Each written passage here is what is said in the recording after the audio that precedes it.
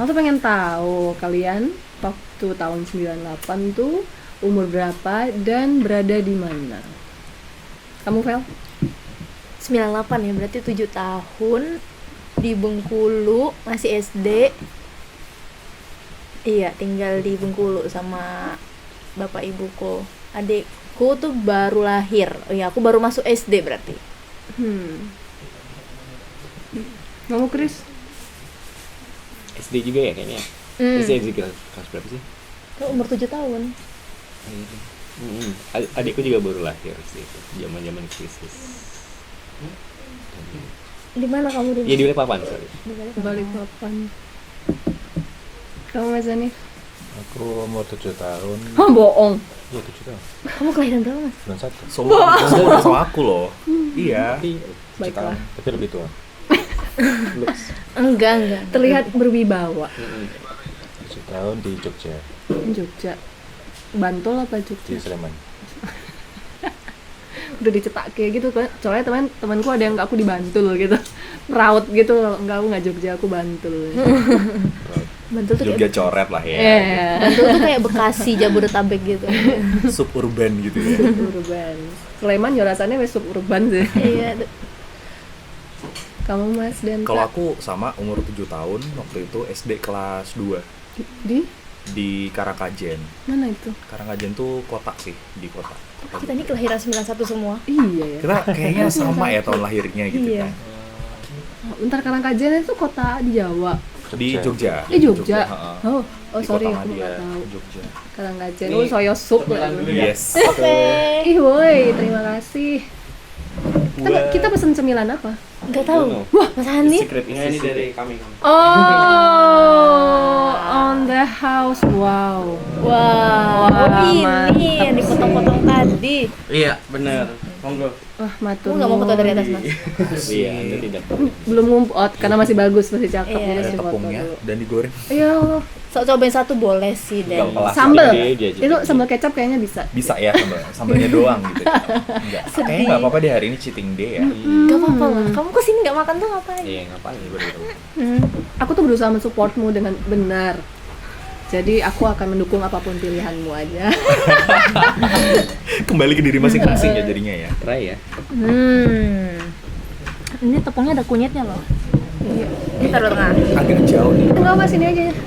Aku yang beranjak ke sana aja. Aku juga mau. Oke, bismillahirrahmanirrahim. Cocok. Wah, bawangnya banyak banget.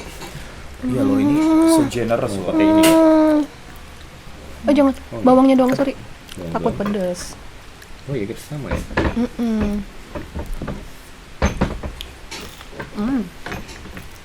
Jadi SMS ya nih. Kedengeran suara crunchy-crunchy-nya. Lanjut ya sambil ngobrol, sambil makan.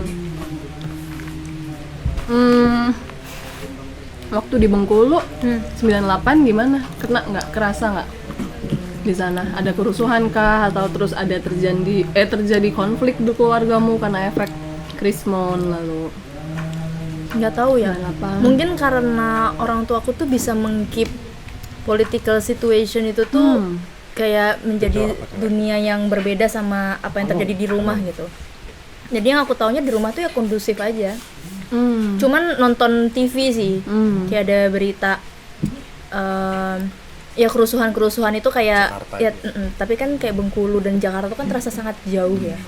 Jadi secara efek politiknya juga nggak berasa banget dan karena mungkin aku dari keluarga privilege juga ya karena ibu kan PNS. Kayak PNS kan kayak nggak terlalu berdampak banget dan pribumi. Jadi kayak nggak terlalu kena efek politik. Maksudnya kayak kehidupan di rumah tuh stable aja. Tapi aku nggak tahu sebenarnya orang tua aku sebenarnya mengalami apa. Orang tua kalian sama-sama dari Bengkulu berarti? Bapakku Jambi. Oh, bapakmu Jambi, ibumu Ibuku Bengkulu. Ibuku Sumatera Selatan sih, tapi kita tinggal di Bengkulu pada waktu itu.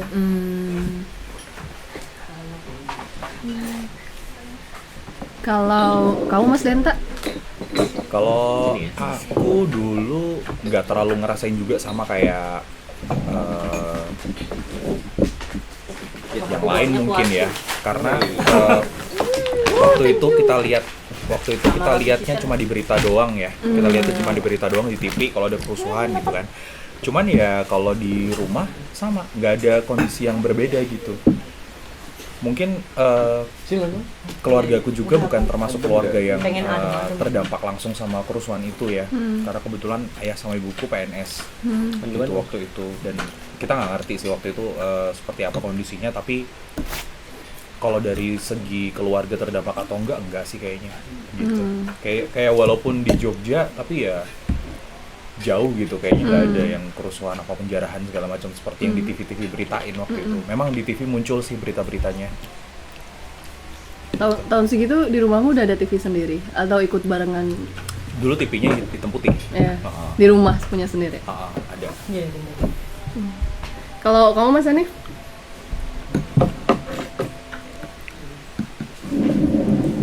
Dulu di rumah mungkin kerasa.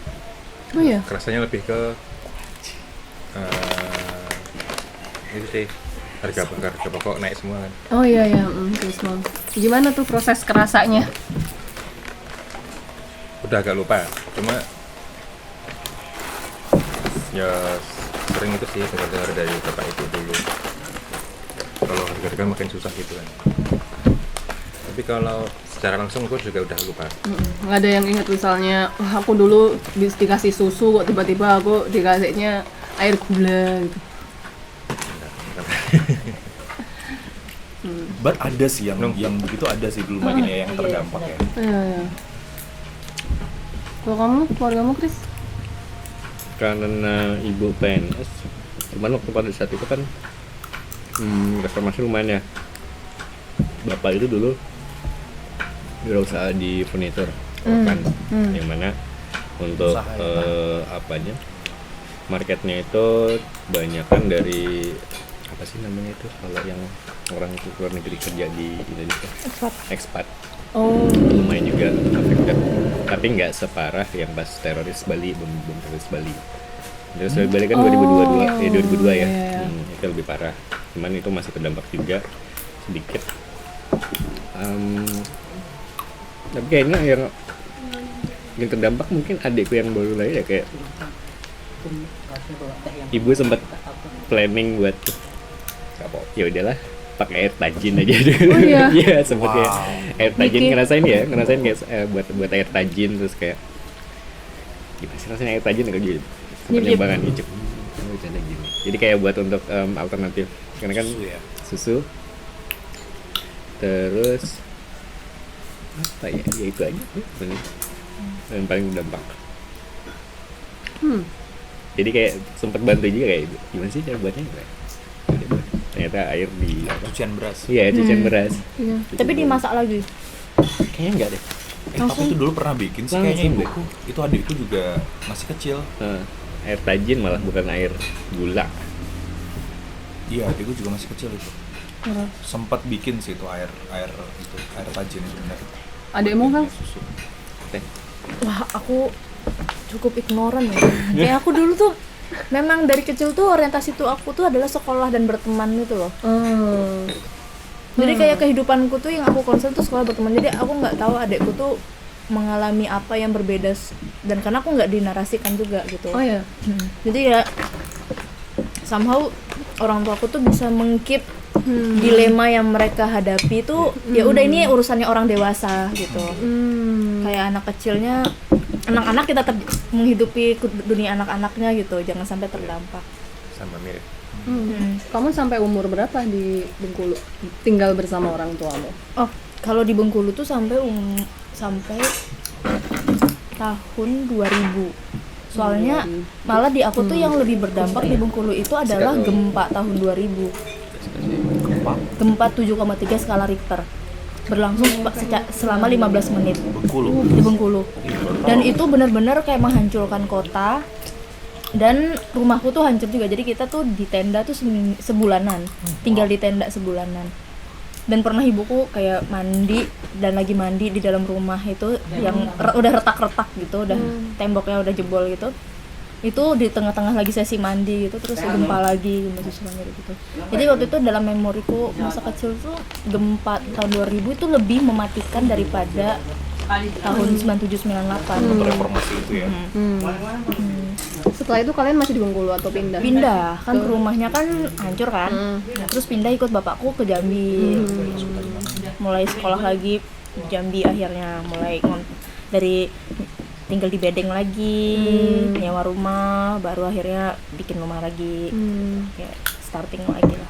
Let's say tadi dari kecil kalian nggak ada obrolan soal politik sama sekali gitu di rumah. Terus kamu beranjak SMP, SMA gitu, ada nggak obrolan-obrolan itu? Apalagi misalnya kamu udah SMA, terus waktu itu 17 tahun, bisa pemilu gitu, gimana orang tuamu mengenalkan arena politik ke kamu gitu? Enggak juga. At all. Jadi aku tuh umur 17 tahun tuh malah udah kuliah. Jadi aku S1 itu aku umur 16 tahun. Jadi aku Sweet Seventeen tuh malah pas udah di Jogja. Dan di Jogja baru aku terpapar gitu. Ternyata aku tuh terjebak di dalam bubble yang aku rasa aman-aman aja, kayak hidup tuh baik-baik aja gitu. Ternyata di luar itu dunia tuh aneh gitu. Tapi di dalam keluarga aku tuh aku tidak istilahnya ditakut-takuti oleh narasi-narasi yang menyeramkan dalam dunia politik, padahal ibuku sendiri sebagai ASN tuh mengalami proses represi yang panjang gitu. Tertekan juga kan dia sebagai ASN karena secara politik dia kan kalau zaman karena dia terbiasa selama dia ASN itu kan bahwa ASN itu tunduk aja sama satu pemerintahan gitu dan nggak boleh aktif secara politik kan, nggak boleh masuk ke dalam parpol, dan kalau pemilu udah diarahkan yang milihnya yang ini gitu. Terus honestly aku belum pernah nyoblos sampai hari ini. Me too. Honestly aku belum pernah merasakan datang ke kotak suara dan nyoblos, itu aku belum pernah. Aku nyoblos tapi di-errorkan. Nyoblos tapi di-errorkan. Taps. Pengakuan yang tiba-tiba bisa terdokumentasi ya. Nanti kalau tiba-tiba ada yang ngetok di rumah ya bukan saya. Tukang bakso. Mas pesan bakso. Kalau awal tadi menarik sih yang kamu cerita kalau kamu sadar betul bagaimana ibumu sebagai pegawai negeri itu direpresi oleh institutnya sendiri gitu. Kalian pernah ngobrolin itu setelah kamu mulai terpapar dan pengetahuanmu jadi lebih luas? Sering, karena ibuku kalau curhat kan ke aku. Kayak aku anak pertama, anak perempuan, dan bapakku kan sering di luar kota. Jadi ibuku kalau ada apa-apa tuh sambatnya tuh ke aku gitu. Dan itu sebenarnya malah membuatku tuh trauma untuk masuk dalam dunia per-ASN-an itu. Sebuah ironi ya. Iya, dan aku kayak ibuku kayaknya menderita gitu loh jadi PNS, tertekan, nggak bisa jadi dirinya sendiri gitu. Banyak sisi politis yang dia alami secara personal yang membuat aku tuh jadi kayak referensiku kayaknya bukan PNS deh. Tapi ironinya adalah malah ibuku juga tetap menyarankan aku untuk masuk ke dalam dunia PNS ini karena bagi dia dari gaji bulanan dia itulah anak-anaknya tuh bisa tenang sekolah dan nggak perlu merasa takut bertumbuh gitu. Gitu. Jadi kayak dia ngerasa ya tetap walaupun dia tertekan dan mengalami banyak hal dalam politik kantornya, tapi dia bisa menjaga kualitas kehidupan anaknya gitu. Paling nggak anaknya bisa sekolah nggak terganggu gitu loh. Itu sih prioritasnya dia. Dan dia berpikir kayak kayaknya kamu juga perlu mencoba untuk nyari safe zone-nya dari settle income-nya gitu. Nanti masalah dunia politiknya gimana, ya itu challenge buat kamu figure out sendiri. Kamu bakal mengalaminya gimana. Terus mengalami beneran. Terus doa ibuku teramini ya. Baiklah. Kamu kan nggak cerita 1-2 hal gitu, bentuk-bentuk represi yang dialami ibu? Mungkin aku highlight ke akhir-akhir aja ya. Kayak akhir-akhir dia jadi ASN ya. Ya kan proses jenjang karirnya dia tuh sangat tangga yang naik satu-satu gitu. Bener-bener yang dia naik pelan-pelan. Dia dari pegawai kelurahan terus ke kecamatan di Bengkulu itu ya. Terus habis itu di kota, di wali kota di Bengkulu. Habis itu pas pindah ke Jambi dia masuk ke provinsi. Di provinsi habis itu dia pindah ke Jakarta. Habis itu di DPD dia kayak bener-bener masuk ke dalam circle yang dari circle yang paling kecil sampai circle yang paling berpengaruh gitu secara politis gitu. Nah yang aku lihat dia sangat tertekan itu pas itu nuansa politiknya tuh sangat besar, sikut-sikutan.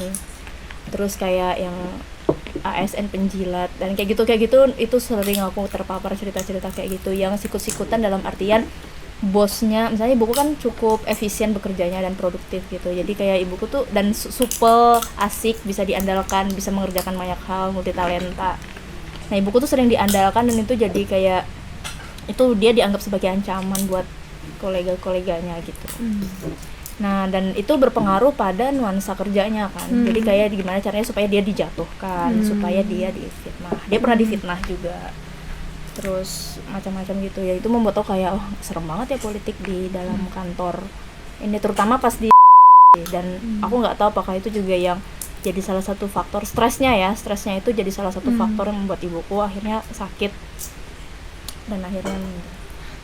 Posisi ibumu sebagai perempuan, posisi ibumu sebagai perempuan di kancah politik yang mencekik itu, dia juga pernah cerita nggak kayak ibuku kan pindah ke Jakarta dengan alasan mau lanjut sekolah waktu itu, terus dia ngambil komunikasi politik di Jakarta, di salah satu kampus di Jakarta. Terus dia gabung pas gitu kan, nah dan dia melakukan risetnya dia, tesisnya dia itu adalah tentang fenomena perselingkuhan di panggung politik.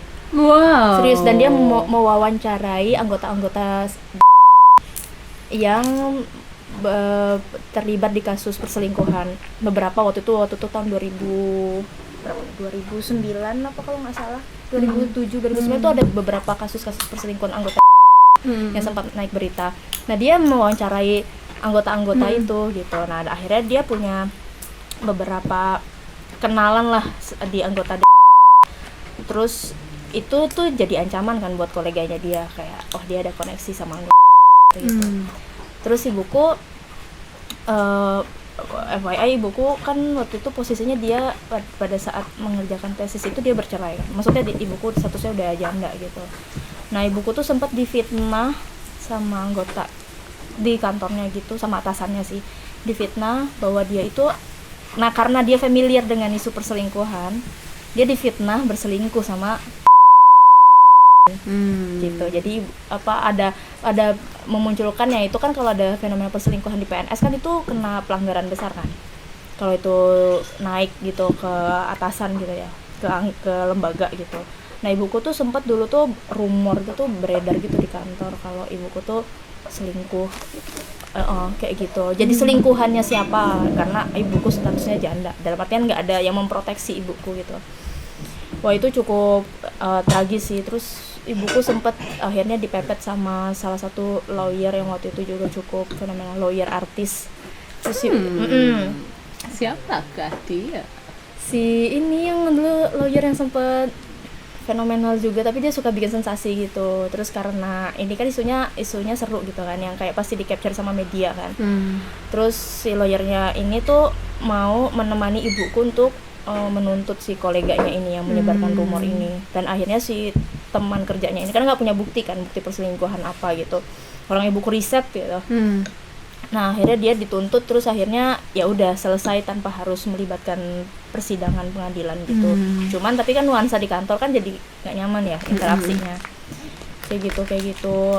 Atau misalnya ya masalah-masalah kerjaan gitu, karena waktu itu aku ingatnya tuh kayak di lingkungan PNS tuh suka banyak income yang tambahan-tambahan gitu loh.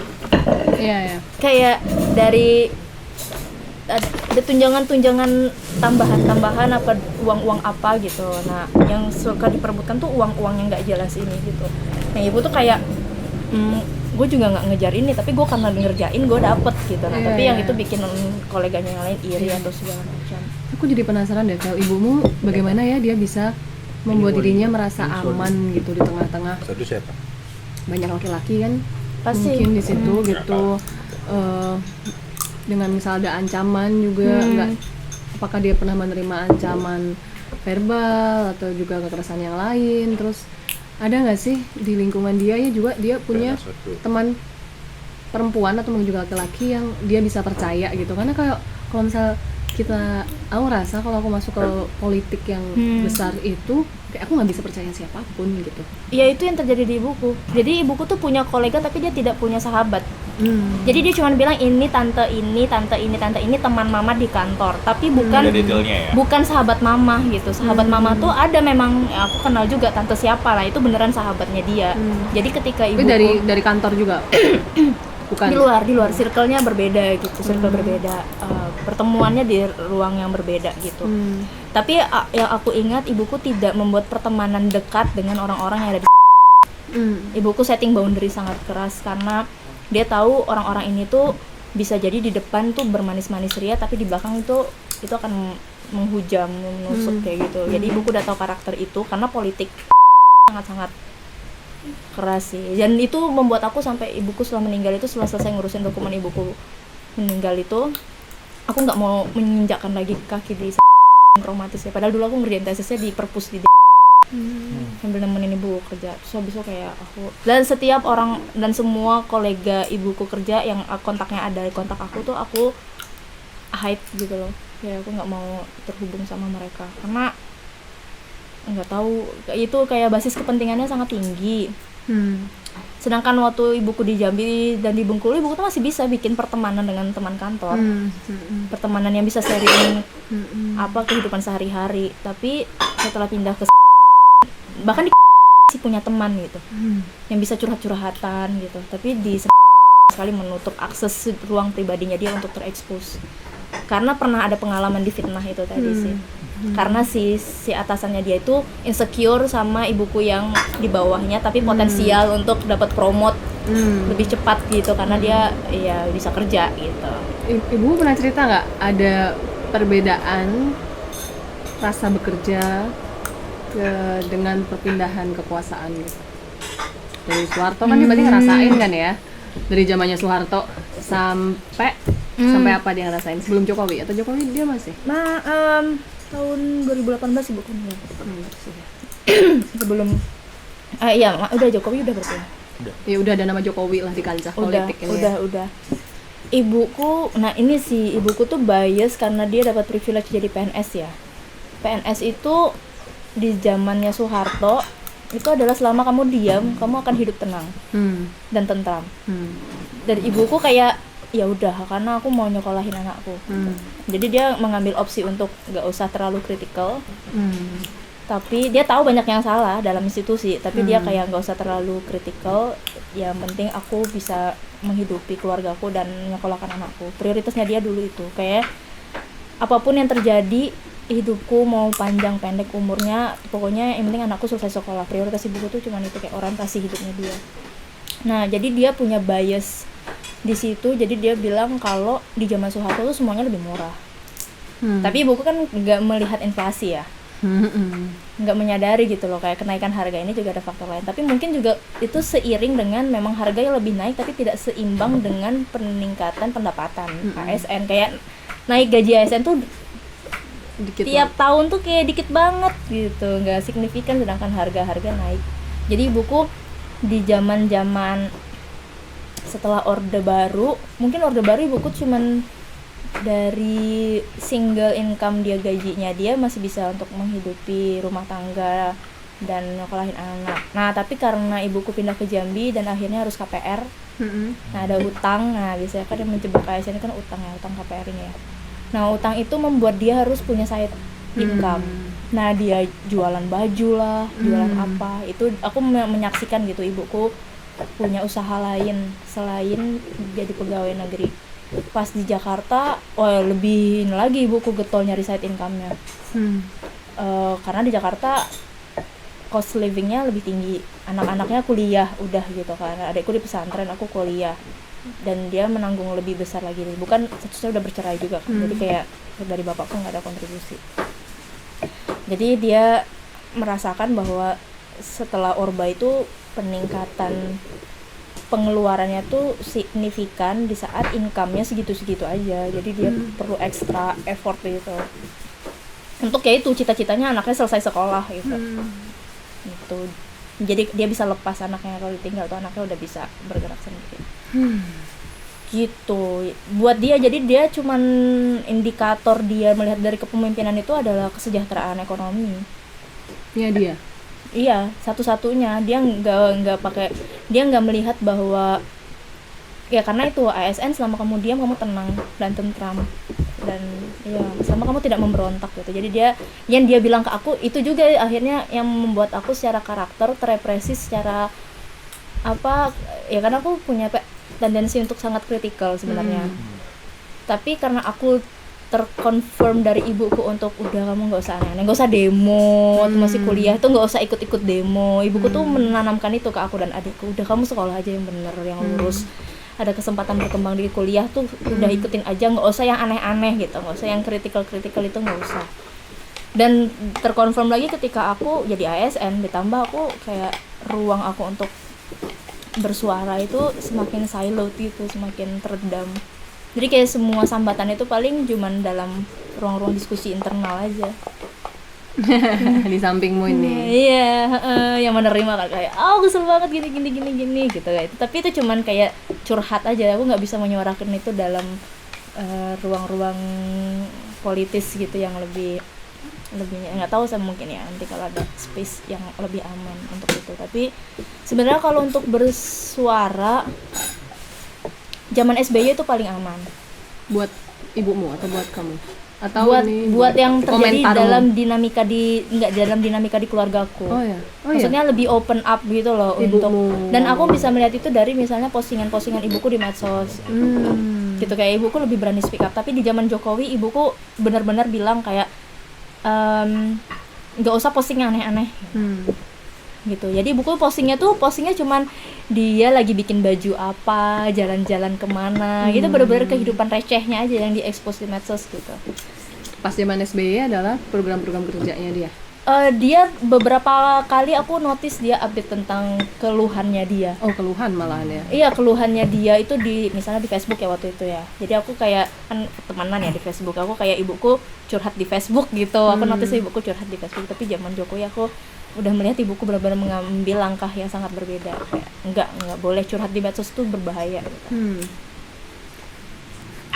Iya benar, emang berbahaya curhat di medsos. Nggak jadi ASN juga berbahaya sih. Jadi ASN langsung kena teguran atasan. Nah, apalagi kantorku sekarang. Iya, di kantorku sekarang tuh jangan sampai orang tuh viral yang beritanya nggak enak. Itu pasti dapat teguran nanti. Dan apa nilai kinerjanya akan diturunkan. Makanya kamu selalu posting hal yang menyenangkan juga, cumanan di kehidupanmu. Iya, aku kehidupan receh aja yang terpublish gitu, yang iya, yang aslinya yang super political critical itu kayak bahan internal discussion aja gitu. Aku keep between us aja gitu. Kalau ibumu, Chris, ibumu ASN juga kan? Buku ASN sama sih kayaknya. Kalau untuk yang pas Orde Baru juga Dia kerja di institusi apa? dia di, kalau nggak salah, gedung keuangan. Gedung keuangan. Basah banget dong. Ya, dan memang banyak banget untuk ini. Amplopan jelas. Basah banget sih itu gedung keuangan. Kamu bertumbuh dengan Bertumbuh uang besar dengan ruang amplop. Kan kok ada masih dikasih tajin? Nggak, maksudnya mungkin karena ada beberapa kebutuhan juga kan. Ya. Dan sepertinya pada saat aku nggak tahu kapan mulainya tuh amplopan itu udah dilarang kan. Tapi iya dilarang kan. Gratifikasi terus. Gratifikasi.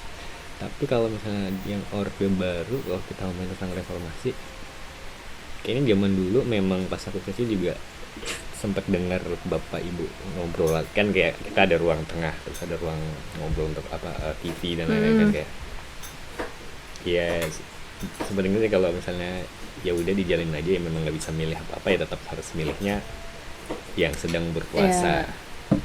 Jadi yang benar represi itu memang ada di lingkungan ASN kan. Sampai apa ya, kayaknya sempat bilang juga, sempat deh kayak Megawati itu umur berapa kita ya?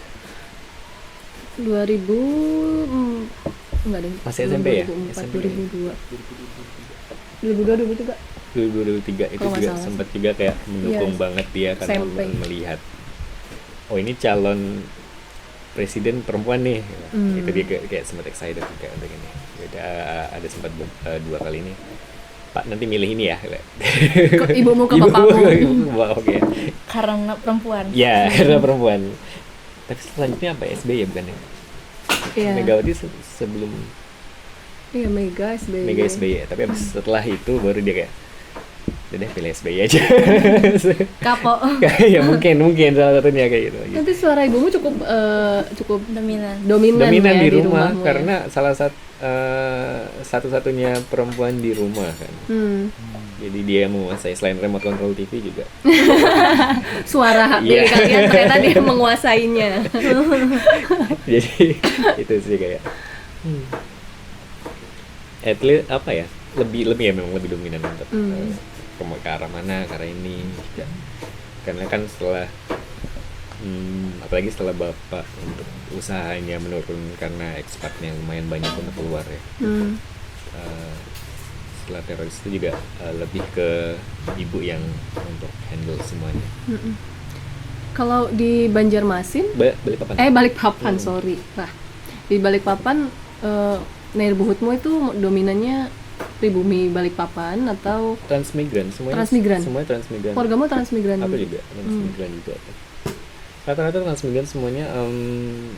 SD ku itu beragam, jadi kayak melting pot, banyak banget yang dari Bugis, beberapa dari suku Buton juga ada, Sumatera juga ada, Toraja banyak juga, Banjar juga lebih banyak. Jawa juga banyak.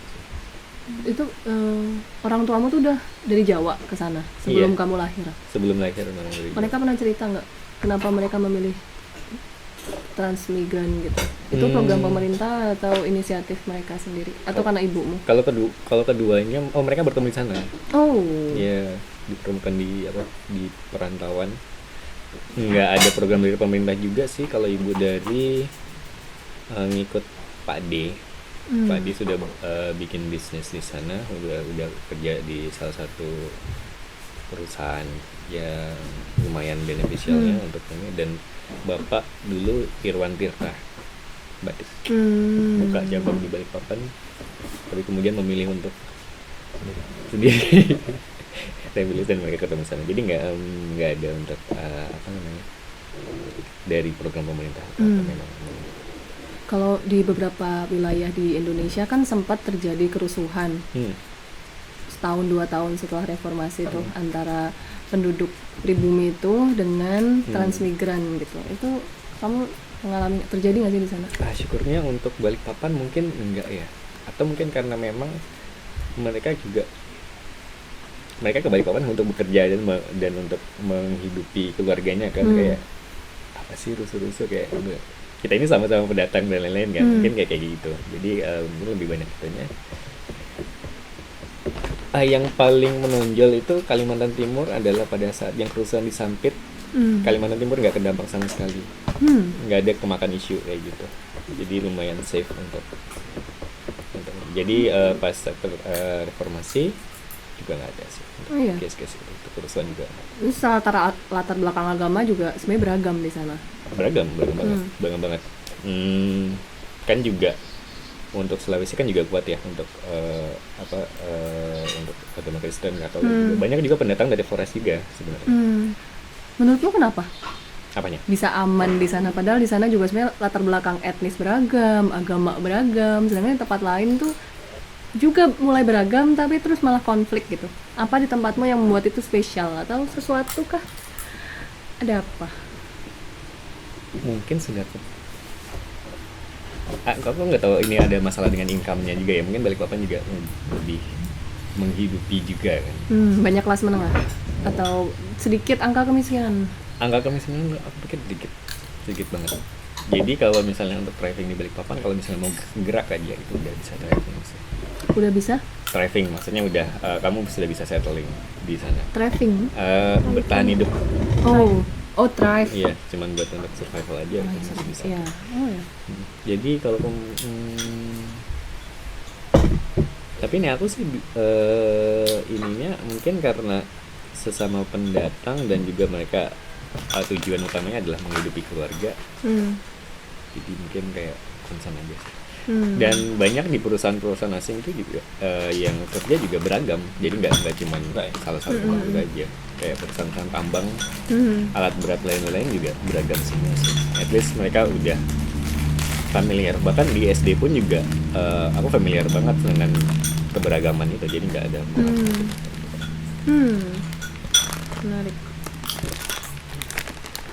Kalau kamu Mas Hanif, misal kamu tidak mengalami kerusuhan, Jogja juga somehow terasa nyaman dan baik-baik aja dari dulu, kayak Mas Denta juga setelah kalian besar gini, setelah bertambah wawasan dan ngobrol mungkin ke banyak orang, apa pendapat kalian yang akhirnya atau kalian menyadari bahwa biyen ki ngene iki, oh biyen ki jarene ki enak, apa yo iya gitu. Aku nggak percaya omongan itu karena aku tetap percaya omongan Iwan Fals sih. Iwan Fals, apa dia? Yang mana? Lagu-lagunya. Ngeri masa kecil udah Masa kecilnya terhafal. Iwan Fals. Iwan Fals. Kalau yang tadi kan juga ada itu kan represi. Itu kan itu juga awalnya PNS. Di awalnya di Surabaya. Tapi karena harus lepas kudung kan sebelumnya ibu udah pakai kudungan dulu. Waktu zaman Soeharto. Aku kecil tuh berapa ya? 90-an pokoknya. Ya kan setelah mau PNS itu kan karena harus awalnya kan dosen, terus mau ditarik terima di PNS tapi harus lepas jilbab, itu nggak mau jadinya keluar PNS, nggak ambil. Akhirnya mau balik ke dosen. Nah itu setelah itu kayaknya dosen tapi nggak PNS gitu loh. Ada nggak sih ya swasta? Itu sebelumnya di institusi apa? Aku lupa. Tapi non pendidikan. Pendidikan juga. Pendidikan. Wah, ayam plecingnya seksi. Tengah aja kali ya, ayam plecingnya. Oke, ini tengah dia. Ini apa ayam ini? Ya Mas, ini dijelaskan Mas. Ini ayam apa nih Mas? Sodu Vela. Oh, sodu Vela. Ini apa? Itu karang penaci. Karang Sodu yang mana? penaci. Apa itu karang penaci? Sodu yang mana ini? Masakan dari Madura. Ini sodu. Sodu yang mana? Sodu yang itu. Madura. Ini Sodu. Itu Wolio. Itu Agus kayaknya. Iya. Ini sodu tuh apa? Ini aku. Masakan dari Asam Bagus dari daerahku. Ini yang ini Situbondo. Agus. Ini Agus. Wah, ini Itu dari Buton, Sulawesi. buton. Bolio. Ini Mantap betul. Kalau itu karang penaci dari Madura. ini Ya itu pasangannya. Oh, pasangannya karang Ya. penaci. Amel sama Chris nih. Tempat Jadi itu. kenapa? Tempat orang. Tapi barengan aja. Barengan aja sih. Iya, orang lagi. barengan aja nanti. Barengan aja. Iya. Oh gitu. Aduh, tinggal nasi nih. Mana? Tapi sambil lanjut boleh, Mas Hanif. Ini pasangannya sodu. Itu apa? Pasangannya sodu. Sambel. Sambel apa namanya? Sambel timun ya. Oh, ya, aku malah baru tahu ada sambal timun. Baru tahu ada sambal Iya, timun ya. sambal timun kecambah. Itu apa? Ala-ala Dabu-dabu gitu. Seger banget. Yuk kita foto dulu, foto Aduh, dulu. plecing ayam. Dari atas. Looks so good. Tempenya udah habis. Kayaknya tempenya di ini aja nggak sih? Edit. Yes.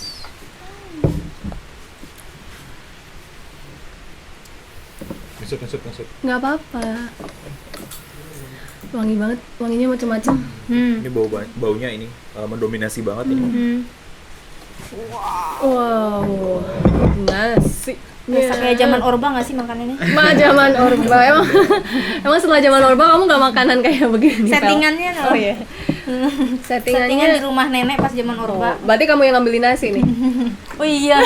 Backgroundnya dunia dalam berita nggak sih?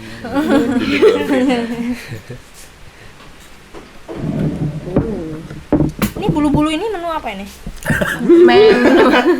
Menu reformasi. Oh, bawang goreng.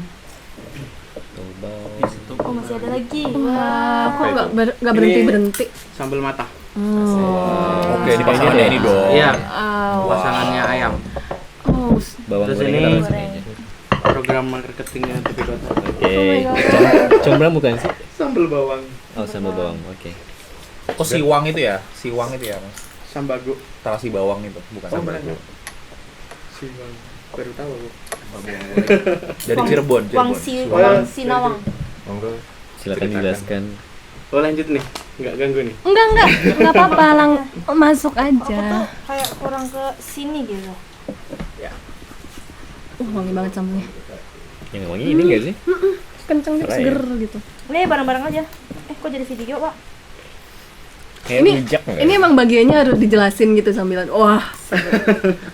Ya biasanya kebiasaan kami begitu. Hmm. Jadi ini masakan yang sedang tersaji itu beberapa dari daerahku, dari Jawa Timur, terus Maksudnya dan Jawa yang Timurnya lainnya mana? ada yang dari Mustika Rasa juga.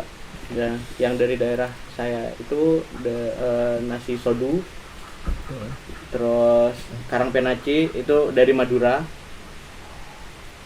Nah itu dari daerah Jawa Timuran. Terus yang dari Mustika Rasa itu plecing ayam dan plecing kangkung sama nasu wolio. Nasu wolio tuh, nasu itu artinya masakan dalam bahasa Makassar. Langsung gitu. Gitu. Selamat menikmati. Terima kasih. Terima kasih Mbak Vida. Kenapa? Di kota kan juga. Oh iya ya. Tepi kota Ya. gimana? Tepi Tepi kota, kota terima adalah- kasih tepi kota. Iya, tepi kota apa? Sesuai di set tepi. Tepi kota apa ya? Bisa disebut rumah untuk menikmati waktu aja. Menikmati waktu Menikmati waktu. dengan hidangannya, Menepi. Dengan iya. Katanya Mas. menepi Iya. dengan perut enak. Situ Bondo bukannya terinfluence Madura juga nggak sih? Iya, Kalau masakan ini sama. emang asli situ Bondo Emang atau aku nggak tahu itu akulturasi atau enggak gitu loh, karena masakannya itu cukup lembut gitu loh. Jadi kalau situ Bondo itu orang yang merantau itu dari Madura bagian Sumenep. Jadi itu situ Bondo. Pokoknya itu ke barat itu terus sesuai garis ininya kabupatennya. Kayak Pamekasan itu di Probolinggo, Sampang itu di Pasuruan ke barat, Bangkalan itu di daerah Surabaya. Biasanya gitu merantaunya tuh. Tapi kalau karakteristik makanan Madura gimana? Nggak tahu. Lebih ke gurih, Gurih. ikan Gurih. laut, Seger ya? terus gurih seger seperti itu. Sekarang secara ini juga Geografikal. Madura lebih pesisir, situ Ah. Bondo lebih ke gunung. Iya, Situ Bondo Jawa Timur ke ini kan? Argopuro. Argopuro, oh iya. Itu situ Bondo. Nah, Oh, kenapa ada lebih ke sayur? nah kalau ini plecing kangkung itu aku nggak tahu ini cerita beneran atau enggak, ini cuman cerita dari apa ya, pas kami ke Lombok itu. Nah, dia tuh cara makannya. Nah, perempuan di Lombok itu masak itu emang plecing itu emang dibuat panjang begini. Konon tuh buat kode untuk suami bahwa di rumah tuh ada ingin ada yang harus diperbaiki gitu loh. Jadi makannya begini Tunjukin. sambil ngeliatin langit-langit gitu loh. Itu Oh, itu ada yang rusak. Oh, Sampai ngeliatin mana yang mau diperbaiki ya? Nah, ngeliat lampu, ngeliat plafon Iya, bener. gitu. Kalau yang diperbaikinya lantai? nggak tahu, mungkin ada masakan lain. Oh, kalau yang kangkung Gini tuh nggak sih? spesial yang harus di atas Hmm, gitu. Jadi pelecing kangkung tuh yang bener tuh panjang dia. Kode. ayam Kalau pendek jadi oseng-oseng. Oh iya. ayam Cerita kangkung. ayam apa ini? Kucing. Oh, ini ayam pelecing. Memang bondage-nya gitu. Kenapa? Bondage-nya. Bondage. Diikatnya, Ikatnya diikatnya. Iya, emang seperti itu. Menurut Sistem buku Mustika Dari mana? Sistem. Kimchi ya? itu dari Lombok juga. You make it dari different ini ya, jadi imagination-nya nih loh. Pengantin baru aja. Bondage ya. Nah, Nggak itu ya, atau enggak? sistem makannya nggak dibagi-bagi tapi cewek-cewek. Oh, coel. Dirobek ya. Emang potek di situ ambil, potek di situ ambil Iya, gitu. ganti-gantian gitu giliran. Itu tidak covid ya udah ya, gitu ya. Sudah vaksin semua ya guys. Iya, udah booster kan, udah booster. Tapi ini manis. Kalau itu gurih asem. Asam. Sepertinya yang manis tuh kecap. Yang ini ya. Iya. Itu ada santannya nggak? Kenapa? Nggak ada santan. Safe for you. Safe Bisa for makan you. semua, Mas Jan. Ada ini pantangan, Santan santan. sama Ini minyak. emang adanya santan mas? Ini santan ini. sade. Santan. Oh iya, itu sadu. Ini malah Sado. kelapanya nih Kelapanya. Kelapa sangrai. Kelapa sangrai. Kelapa Wah, sangrai. yang sampai keluar minyaknya. Jadi- gitu ya.